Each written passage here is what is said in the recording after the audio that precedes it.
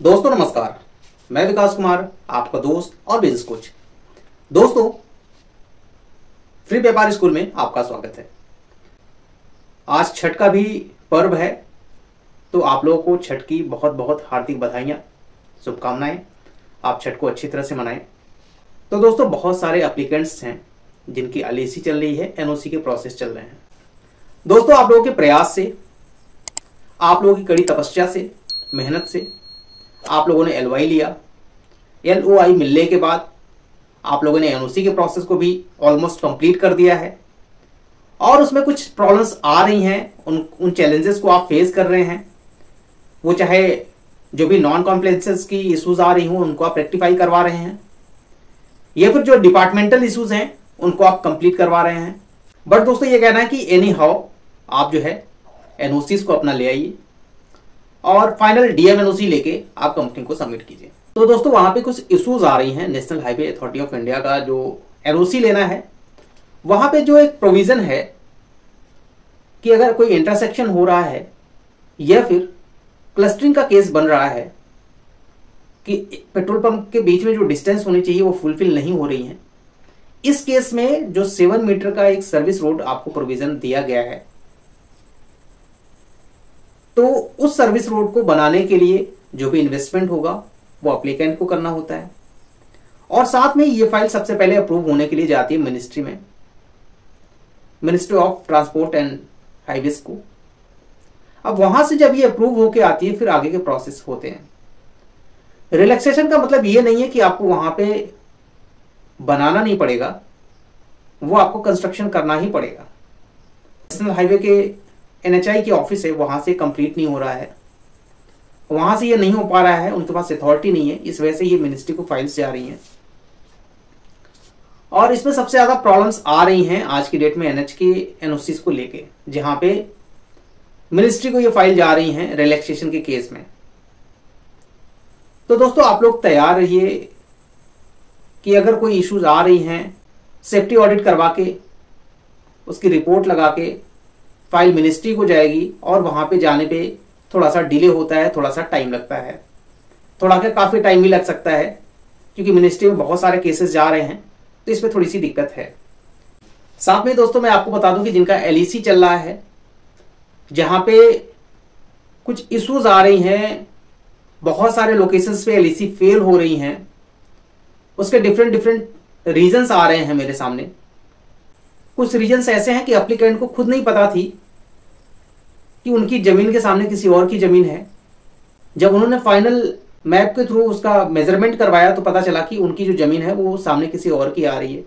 तो इस केसेस में भी कुछ इश्यूज आ रहे हैं लोगों के। तो इसमें मैं आपको बता दूं कि कंपनी की तरफ से कोई रिलैक्सेशन इस टाइप से नहीं दिया जाता है। आपकी जमीन ऑन रोड होनी चाहिए, ये बिल्कुल क्लियर है। उसके बीच में कोई भी दूसरी जमीन नहीं होनी चाहिए। इससे मोस्ट प्रोबेबली केसेस होते हैं कि रिजेक्शन के चांसेस बनते हैं, और सेल्स ऑफिसर अगर वो चाहते हैं, उसको मेजर करते हैं, तो शायद कुछ हो सकता है, बट मोस्ट प्रोबेबली चांसेस बनते हैं कि उसको रिजेक्शन पे वो जाता है। साथ ही दोस्तों, मैं आपको बता दूं कि इस बीच एक खुशखबरी आप लोगों को और मिली। वो ये था कि डीजल और पेट्रोल के जो कमीशन में थोड़ा सा इंक्रीमेंट हुआ है, अप्रॉक्स 20% 30% के आसपास का। तो ये ठीक ठाक इंक्रीमेंट है, लेकिन उसके कुछ कंडीशंस हैं। कंडीशंस क्या हैं उसको हम कभी आपसे डिस्कस करेंगे, स्पेशली सिर्फ कमीशंस पे। तो अभी तो मेरा मेन फोकस ये है कि अगर आपकी एनओसीज कंप्लीट हो गई हैं, तो आप जो है रिमेनिंग सिक्योरिटी डिपॉजिट पे करें, और साथ में ही जो भी आपका फिक्स डिपॉजिट है उसको पे करें। और यहां पे एक डिपॉजिट और आपको करना पड़ता है, एक टैंकर 12 KL जो ऑयल मंगाना है उसके पैसे भी पे करने पड़ते हैं किसी किसी लोकेशंस पे। मेरे पास ये आप लोगों के ही सुझाव मिल रहे हैं कि कंपनी के द्वारा ये बताया गया है कि आप जो है अभी उसका पेमेंट कीजिए, 12 KL का पैसा पूरा पेमेंट कीजिए। तो दोस्तों, इस बीच में आपको इन सारे पैसों का अरेंजमेंट भी करना है। इन पैसों का अरेंजमेंट कैसे करना है वो आप खुद देख सकते हैं। यहां पे कुछ लोगों का ये केसेस आ रहे हैं कि मैं जो है किसी अपने रिलेटिव से, किसी फ्रेंड से मैं उनसे पैसे ले रहा हूं, और उनका ये कहना है कि मैं भी इसमें पार्टनरशिप बनना चाहता हूं। तो अगर दोस्तों वो पार्टनरशिप बनना चाहते हैं तो रिकॉन्स्टिट्यूशन के थ्रू बन सकते हैं। उसके लिए मैंने एक डेडिकेटेड वीडियो बनाया है कि किस तरह से आप रिकॉन्स्टिट्यूशन करवा सकते हैं, रिकॉन्स्टिट्यूशन के क्या प्रोसेस हैं, क्या इसमें एक्सपेंसेस आते हैं, सारी चीजें मैंने उस पर एक डेडिकेटेड वीडियो बनाया है, उसको आप देख सकते हैं।